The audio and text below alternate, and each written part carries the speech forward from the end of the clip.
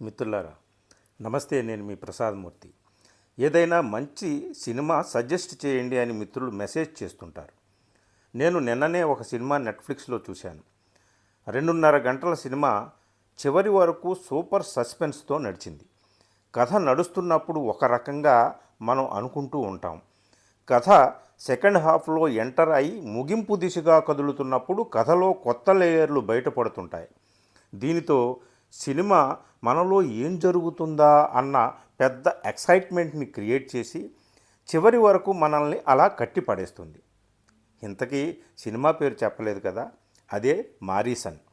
తమిళ cinema Telugu డబ్బింగ్తో నెట్ఫ్లిక్స్లో ఉంది. జూన్లో థియేటర్లలో రిలీజ్ అయి మంచి టాక్ తెచ్చుకుంది. ఇప్పుడు ఓటీటీలో కూడా అందరినీ ఆకట్టుకుంటుంది. ఈ సినిమా నాకు నచ్చడానికి చాలా కారణాలు ఉన్నాయి. ఒక ప్రధానమైన విషయంలో మాత్రం నాకు డిఫరెంట్ ఒపీనియన్ ఉంది. అది చివరిలో చెప్తాను. ఇక విషయంలోకి వెళ్దాం. సినిమాలో కోర్ సబ్జెక్టు పాతదే కావచ్చు, కానీ సమస్య పాతది కాదు. అది ఇంకా మన సమాజంలో రగులుతున్న సమస్యే. పసిమొగ్గల్లాంటి ఆడపిల్లల పట్ల నానాటికి పెరుగుతున్న అకృత్యాలు, వాటికి బాధ్యులైన వారిని ఎలా శిక్షించాలి అనేది ఇందులో అతి కీలకమైన సబ్జెక్టు. అయితే ఇది మనకు ప్రధాన అంశంగా పైకి కనిపించదు. అదే డైరెక్టర్ చూపించిన నేర్పరితనం. లేకపోతే సినిమా ప్రారంభంలోనే కొలాప్స్ అయిపోయేది.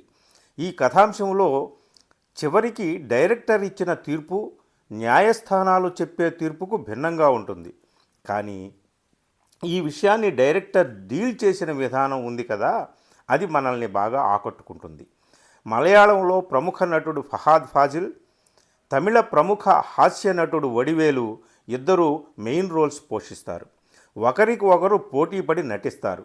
ఈ సినిమా మొత్తానికి వీరిద్దరే అసెట్, వీరి యాక్షనే హైలైట్.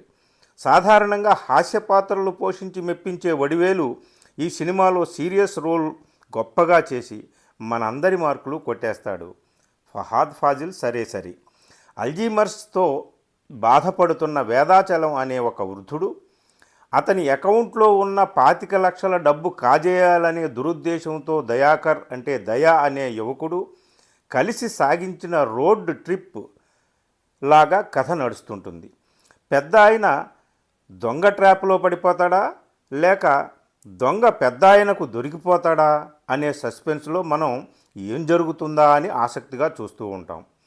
పెద్ద ఆయన మంచితనం ఆ దొంగను చివరికి మార్చేస్తుందేమో అని ఒక ఊహ కూడా మనకు రావచ్చు. కానీ కథ మలుపు తిరిగిన తీరు మన ఊహలన్నిటినీ పటాపంచలు చేస్తుంది. అమ్మాయిలు, వారి పట్ల జరుగుతున్న దారుణాలు, ఆ దారుణాలు చేస్తున్న వారిపై హింసాత్మకంగా కక్ష తీర్చుకుంటున్న అదృశ్య శక్తి, ఆ అదృశ్య శక్తి ఎవరా అన్న భయంకర సస్పెన్స్తో గాలింపు చర్యలు చేపట్టిన పోలీసులు, ఇలా కథ కొత్త టర్న్ తీసుకుంటుంది. సీరియస్ కిల్లింగ్ ఎవరు చేస్తున్నారు? వేదాచలం అనే ఆ వృద్ధుడికి అంటే ఆ పాత్రలో ఉన్న వడివేలుకి అసలు అల్జీమర్స్ వ్యాధి ఉందా? అతని డబ్బు కాజేయడానికి పథకాల మీద పథకాలు రచిస్తున్న దయా అనే ఆ దొంగ అంటే ఫహాద్ ఫాజిల్ అసలు వ్యక్తిత్వం ఏమిటి? ఆ దొంగ స్నేహితుడిగా చివరి వరకు మనకు కనిపిస్తూ వచ్చిన ఆ వ్యక్తి చివరకు ఏ రూపంలో మనకు దర్శనమిస్తాడు? ఇదంతా పెద్ద సస్పెన్స్.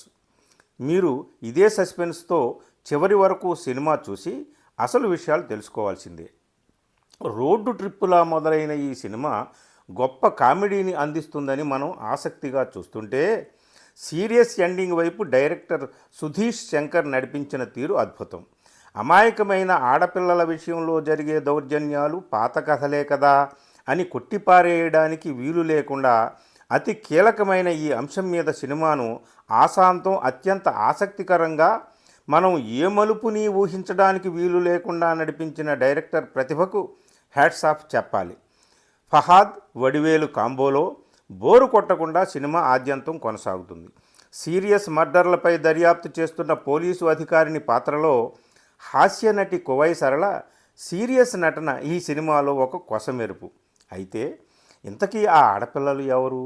వాళ్ళకి ఏం జరుగుతుంది? వాళ్లకు ఈ అల్జీమర్స్ వచ్చిన వేదాచలం అనే వృద్ధుడికి, దొంగ దయాకర్కి, అతని స్నేహితుడికి మధ్య లింకులు ఏంటి? సినిమాలో అసలు విలన్ ఎవరు? హీరో ఎవరు?